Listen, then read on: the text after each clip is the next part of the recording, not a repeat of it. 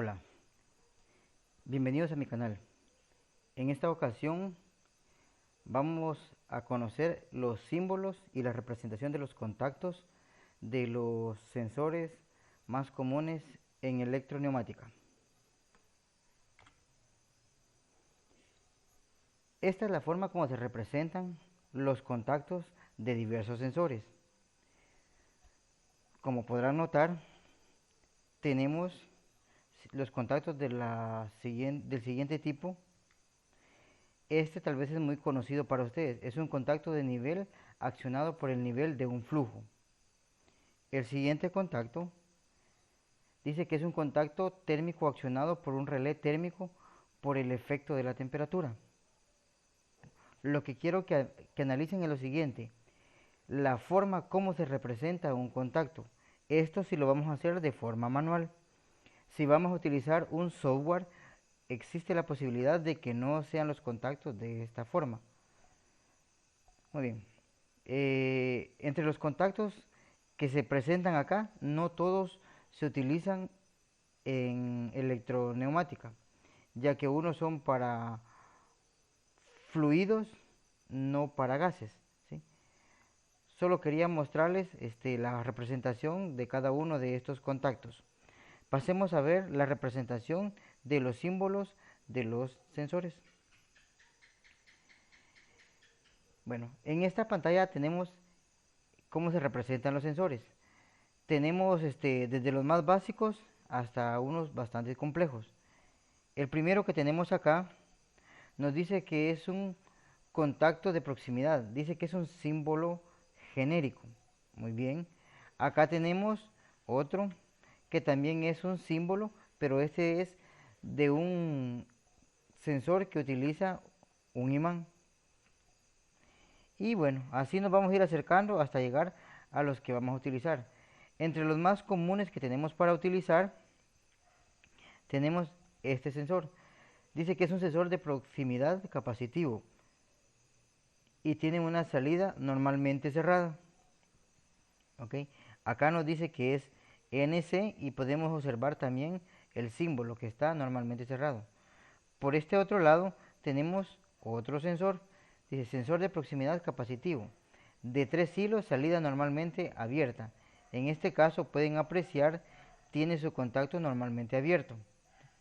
A diferencia del primero que vimos, aparte de que uno es contacto abierto y el otro es contacto cerrado, este segundo tiene un tercer hilo, que es el que utilizamos nosotros para poder conectarnos a la bobina de un relé.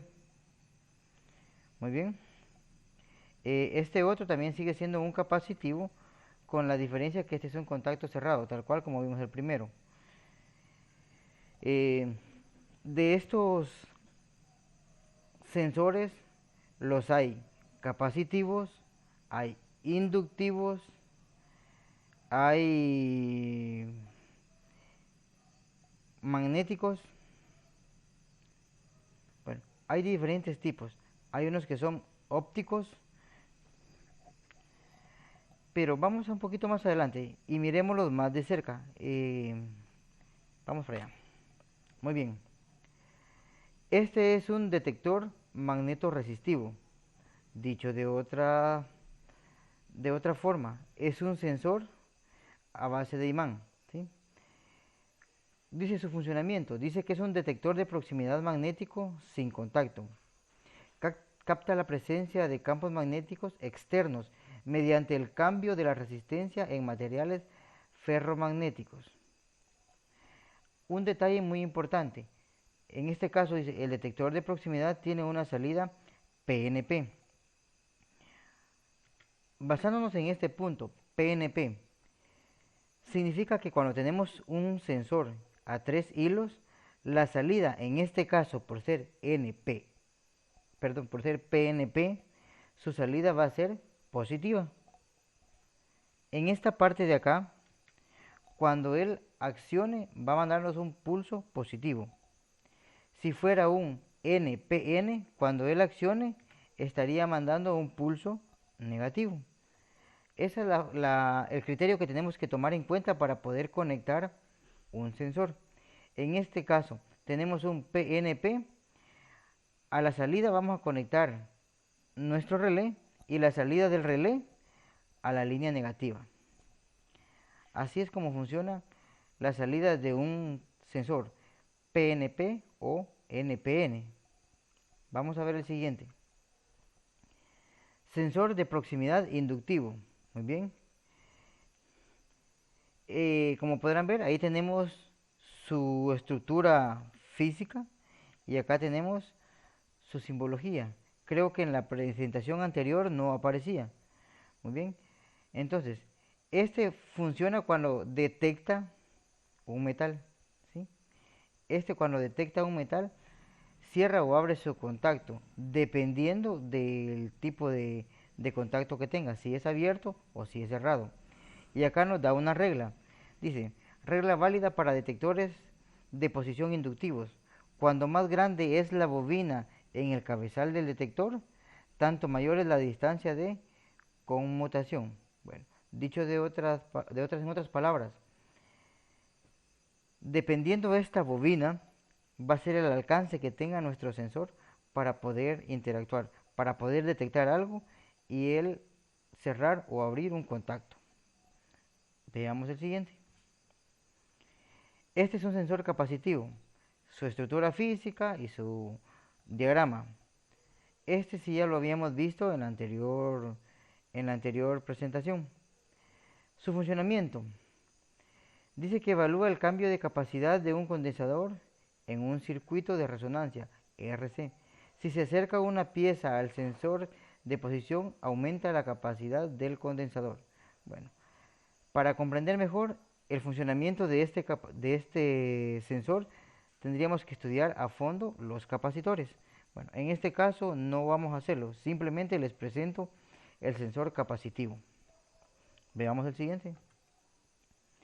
Tenemos una barrera fotoeléctrica. Bueno, dice construcción. Las barreras de luz constan de un emisor y de un receptor. Una barrera unidireccional, el emisor y el receptor están montados como elementos separados.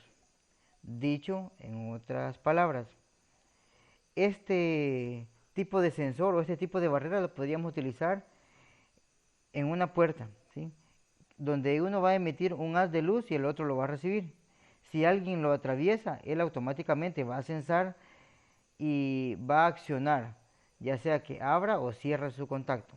Así es como funciona el barrera fotoeléctrica.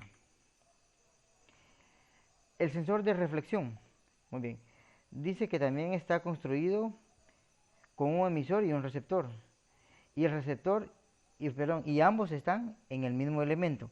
Aquí pueden observar ustedes su estructura física y su esquema, ¿sí? Su esquema eléctrico. ¿Cómo funciona este sensor? Este simple y sencillamente envía una señal, un haz de luz, se refleja en un objeto y devuelve la información. Dependiendo la distancia o el cambio de color del lugar donde esté pegando la luz, así es como va a regresar la información a nuestro sensor. Y en base a eso va a accionar, ya sea que abra o cierre su contacto.